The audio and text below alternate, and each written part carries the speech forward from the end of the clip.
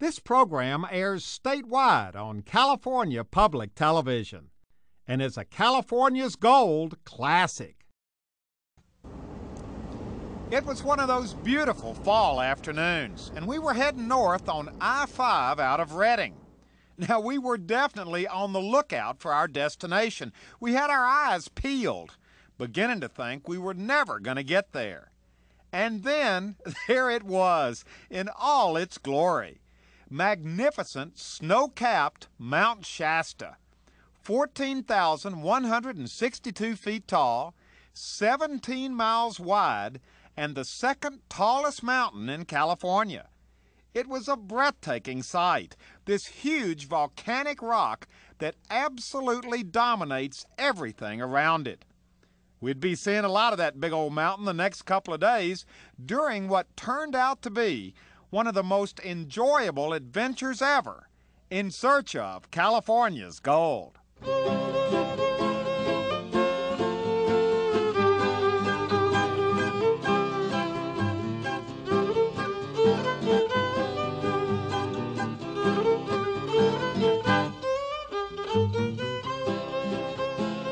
The town was bustling back in the 1890s. It was a lumber town, a company town, literally owned and operated by the McCloud River Lumber Company, a company that gave the town its name and constructed, among other things, rows of company-owned houses for its loyal employees. Today, McCloud is no longer a company-owned town, but the rows of original houses are still there, along with a real sense of history and civic pride. McCloud is home to about 1,600 people. It's a quiet little community nestled on the southern slope of Mount Shasta. We'd been invited to spend the weekend there during their annual Heritage Day celebration. And after spending the night in one of the local bed and breakfast, I hooked up early in the morning with 3 lifetime McCloud residents for a walking tour of their historic town. We're standing here right in, well, it's hard to escape Mount Shasta around here, isn't it? It's a dominant feature. Is it something that the people here in the town ever get used to? Do you ever fail to appreciate the beauty of this mountain? Well, a lot of people take it for granted, but when you wake up in the morning, you look out your window and there she sits, and you appreciate it. Yeah, and I understand in the wintertime, it's totally covered with snow. Completely white. Yeah. It's a beautiful sight. Well, it's always beautiful. We're here to kind of talk about the fact that McCloud was a company town, and I guess the way to do that is to move right over here first, because wasn't that part of the lumber company's? That was the lumber company store. In fact, it was probably one of the first malls in California, because in that building we had a drugstore, a women's department, men's clothing, grocery store, meat market, hardware, and it was all under one roof. You didn't have to go out in the wet, so it was probably one of the first malls in California. And that was all owned by the McCloud Lumber Company. McCloud River Lumber Company.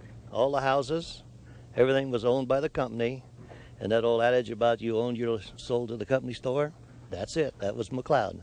Well, was that a good thing or a bad thing? Well, we think it was great. We were happy. It was beautiful. Because during the Depression years, no one went hungry in McCloud. That's right. They were fed, they paid for it later, but they didn't have any problems. I worked for the McCloud River Railroad. I had a house up there that had 5 bedrooms, 2 baths, and it was 2 stories.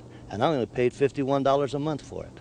Really? 50, and steam heated and all the hot water I wanted. Now, did you know what a good deal you had then? You better believe it. Because I know you know what a good deal you have now. You better believe it.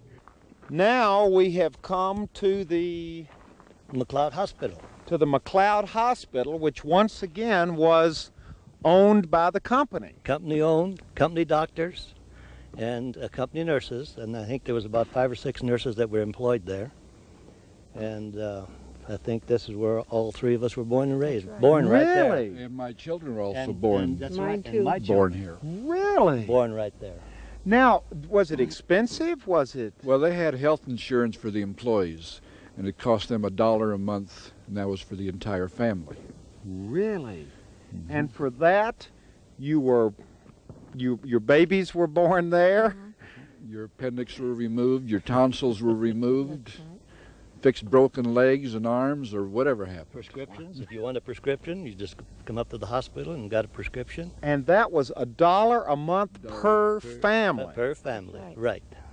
Boy, McCloud is still kind of a homey place to live, isn't it? Definitely. Right. Everybody knows each other, and they all help each other out whenever they have a problem. So it is, like you said, a homey town. Now I'm standing here in front of this absolutely beautiful little Catholic church right in the middle of downtown McCloud with Norma Catuzzo. You're a parishioner here. I am. Tell us a little bit about the history of this beautiful little church. Okay. Well, this church was built in 1931.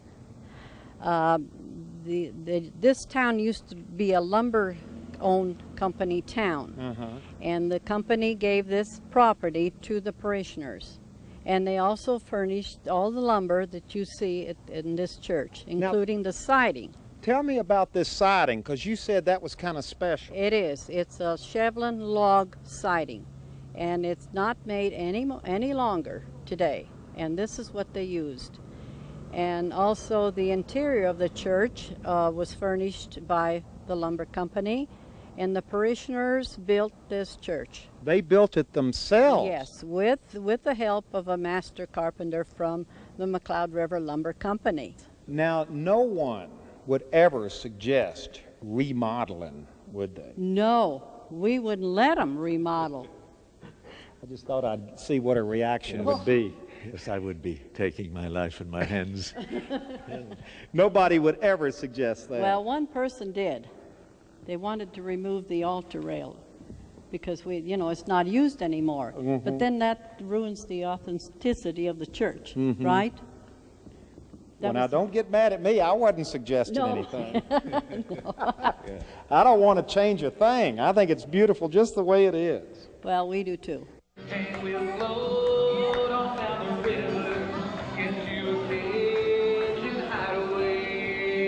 This is wonderful. Now, is this part of the history of McCloud? Well, it truly is. This dance hall was built in 1906. This is the original maple floor that was put in at that time. The stenciling on the pillars and beams are all the original. My husband and I have owned the building for just 9 years, and we restored it to this point. Now, did they have dances, square dances, in McCloud back in 1906? Actually, it wasn't square dancing. It was big band era. The stage actually accommodated a large band called the Hottentots. The Hottentots? Hottentots, yes. And all the old-timers in McCloud can tell you about the Hottentots. So Saturday night in McCloud back in the 1906, 7, 8 was this was a happening place. It really was. It really was. If these walls could talk, they could tell stories you wouldn't believe. Well, I tell you what, just walking in the place, it has that feel to it that the walls are still talking. That's true. It has a warmth that you just can't ever replace this day and age. Yeah.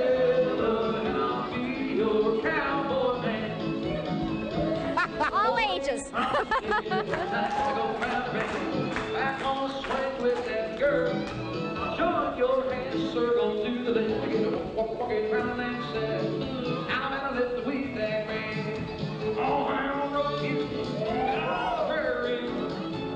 Well, by this time, downtown McCloud was a beehive of activity.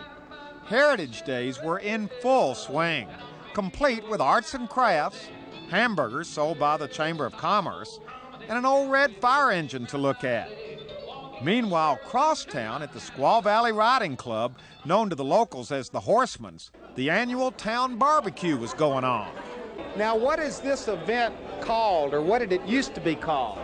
It's just called it used to be called the Pig in a Pit, Lamb on a Spit. Wait a minute, Pig in a Pit, Lamb on a Spit. Correct. Pig in a pit, lamb on a spit, on a rotisserie. And everybody in town is here. Is this the beef? What have we got here? The pig. That's the beef, or maybe I'm backwards here. I couldn't. This is the beef, this is the pig, and this is rigatoni. The And that's rigatoni. The lamb's gone The now. lamb's gone. There's no rigatoni. lamb here today. But the hospitality is still here, and that's what this whole thing is all about, isn't it? It is. This is what we do best. This is what we do best. That's right. Now, are you all local McCloudites? We're McCloudites, but we're just not local. Oh, I'm sorry.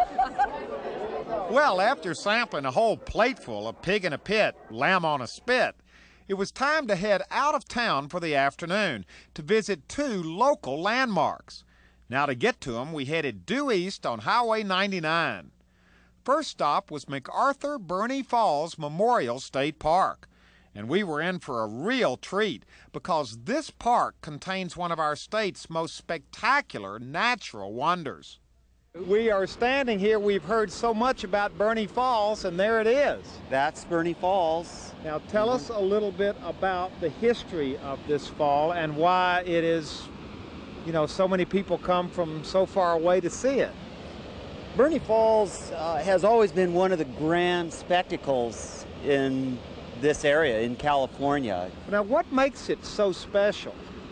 Burney Falls probably is most special because it's a spring-fed waterfall that gives out 100 million gallons of water every single day, non-stop, all year round. It never slows down. It never dries up like a lot of western waterfalls that depend upon snowmelt from the surrounding mountains. Well, we are now really right here on the edge. Right here at the edge. You can really get a sense of the power of these things here. Definitely a lot of power.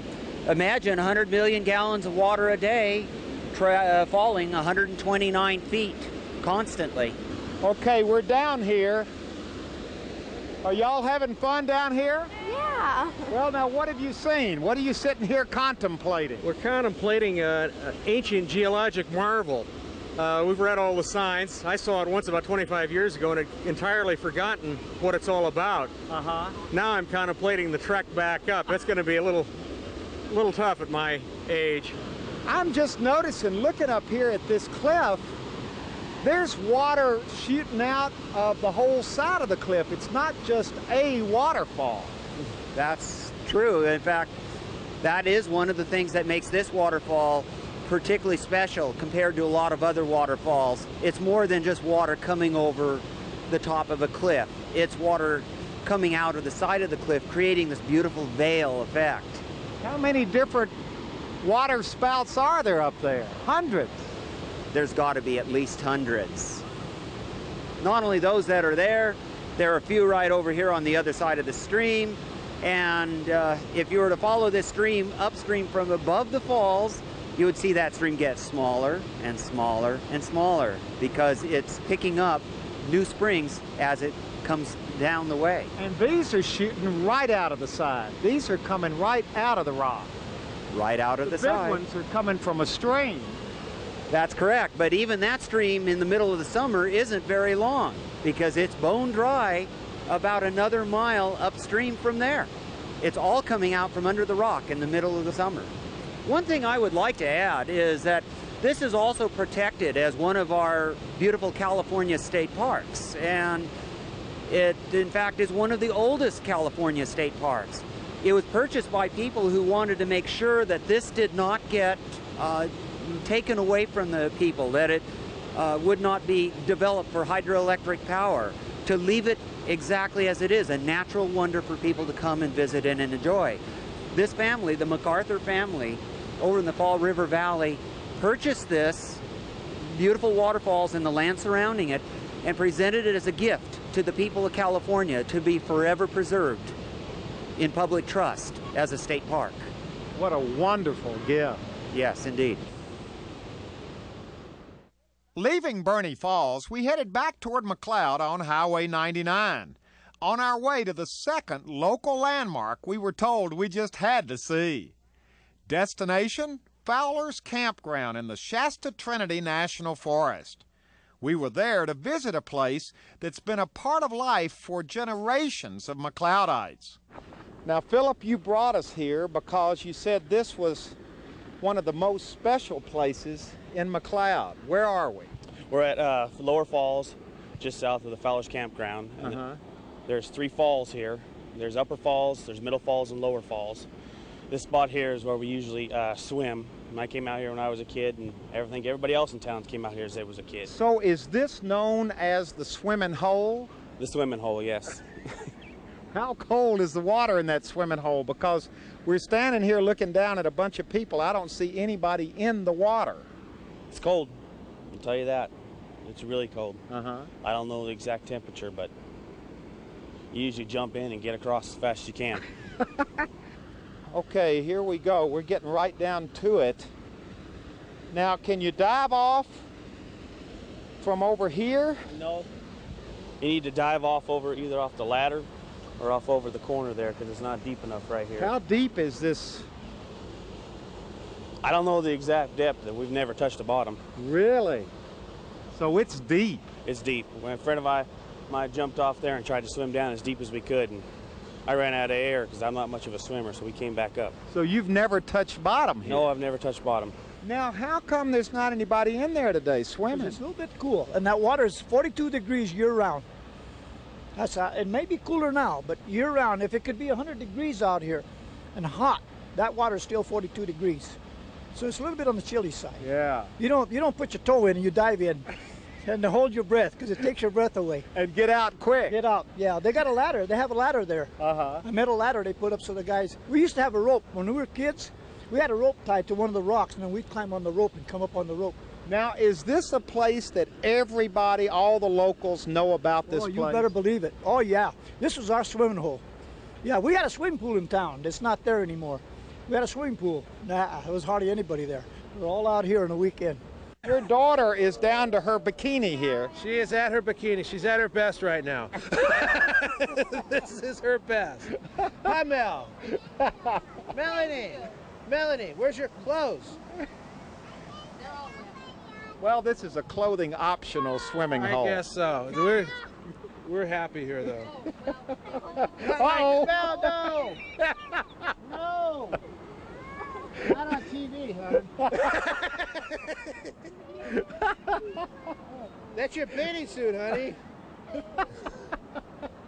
Now, have you ever been up here before? Yes, I have, since I was a little girl. So you're a local. You're used to this. Yes, originally from San Francisco, but I come up here every summer. So you know how cold this is. Yes, but it feels wonderful.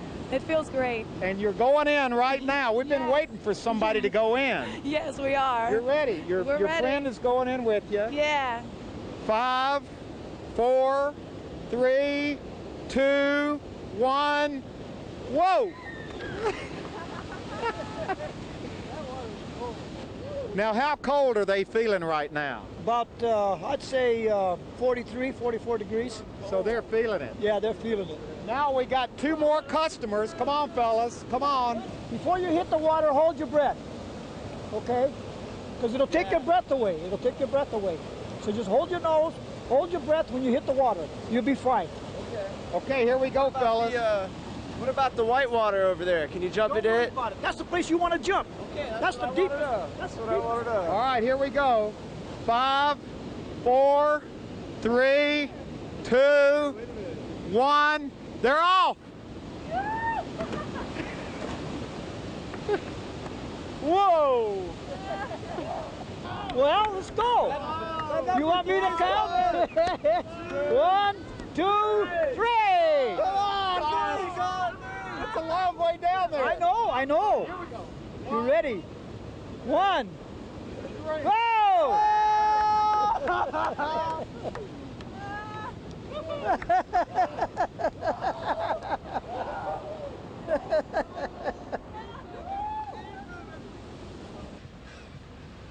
Do you believe me now that the water is cold? That water is cold. You better. You going to jump again? Now, am I an honorary McCloudite? You are officially a McCloudite. Officially. Woo!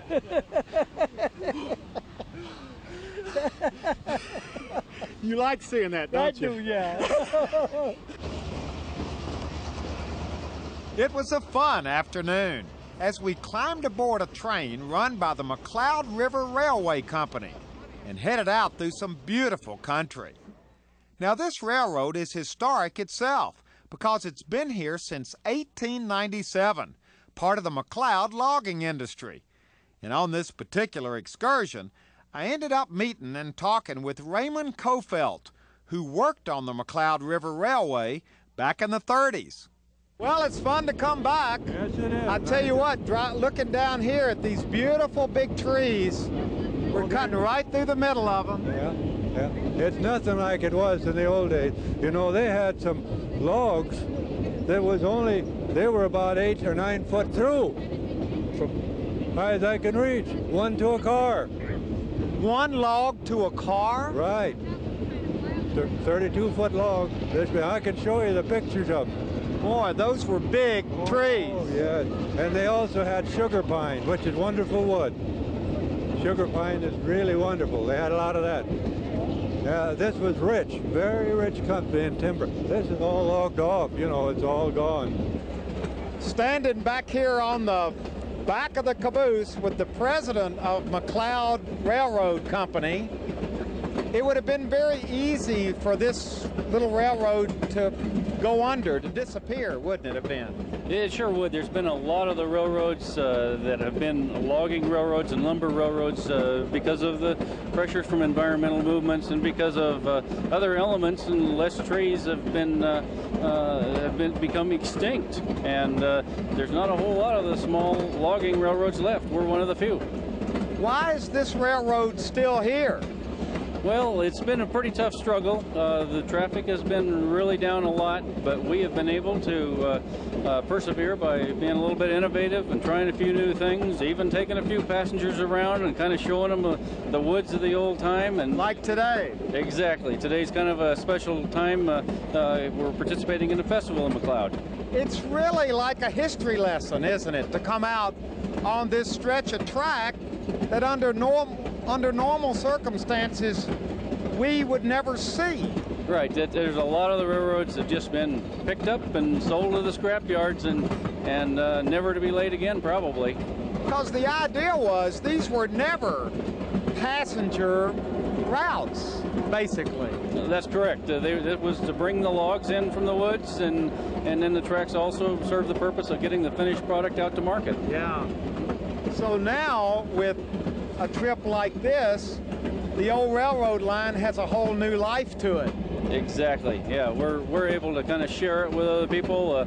The woods out here, the woodsy scene, I think is really an enjoyment for people to see. It's just, and then you just hear the clickety-clack, and it's just kind of a fun situation. Yeah. Let's just listen to the clickety-clack for a minute, because that's a wonderful sound.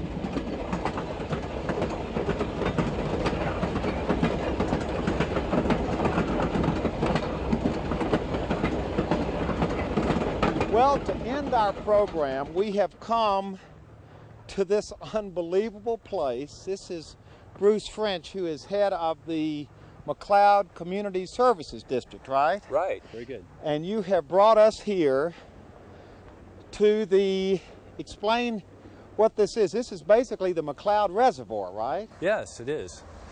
The water comes down from the mountain where it's melted into the ground. It comes out of the springs lower down on the mountain. From there, we pipe it down to McCloud, straight into people's houses. So I think we can see it. That's Mount Shasta right beyond the pine trees there. That's the pipe. There's the water pouring out. This is the water from the snow on Mount Shasta. That's right. That's right. And you don't treat it? No. No chemicals? Not unless we have to. No filtration plant? No. Do you know how unusual this is?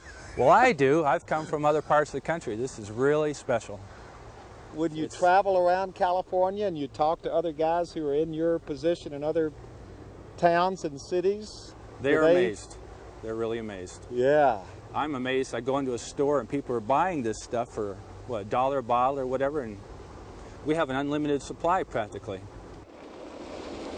Well, we have climbed through the hole in the fence, and we are now standing right here over this wonderful water. Is this cold water? Yes, it is really cold. It's about 39 degrees. It starts as snow up on the mountain, goes in the ground, never sees the light of day until it comes out of the pipe, so it doesn't have a chance to cool off. Because yesterday I went swimming at Fowlers at the swimming hole, and it was cold. Sure, it's cold there, but it's been subjected to the heat of the sunshine. Our water doesn't see sunshine until it comes out of people's taps, and it's like it just melted up on the mountain. So it's ice water, basically. So this is colder than where I went swimming yesterday? Much. Really? It's too cold to go swimming in. You could have a heart attack in this water. So I won't fall in. You told me that you all don't even make ice at your house, ice water? Right. We mainly drink the water. We don't drink a lot of soft drinks, and we don't even bother with ice cubes. It's just cold right out of the tap. Wow. All right, as we close now, I'm going to go over and get a taste of this. Now, is this sweet water? Does it have a certain taste to it? Yes, it tastes good. There's no flatness to it at all. Oh, man. Isn't that good? This is wonderful water. McCloud water, Mount Shasta water. And this is a wonderful way for us to end this grand adventure we've had in this beautiful little town of McCloud, right beneath one of the most beautiful places not only in our state, but in the world, Mount Shasta. Clean water, clean air, blue skies. You couldn't ask for anything more. This is a wonderful example of California's gold.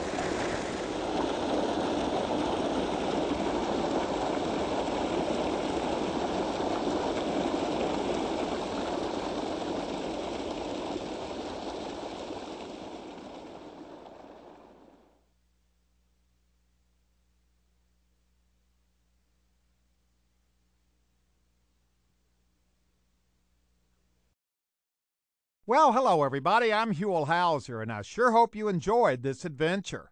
If you'd like to see it again or share it with your family or friends, or perhaps donate a copy to your local school or library, it's available on video cassette and on DVD. All you have to do is call 1-800-266-5727, and we'll be glad to send it to you right away.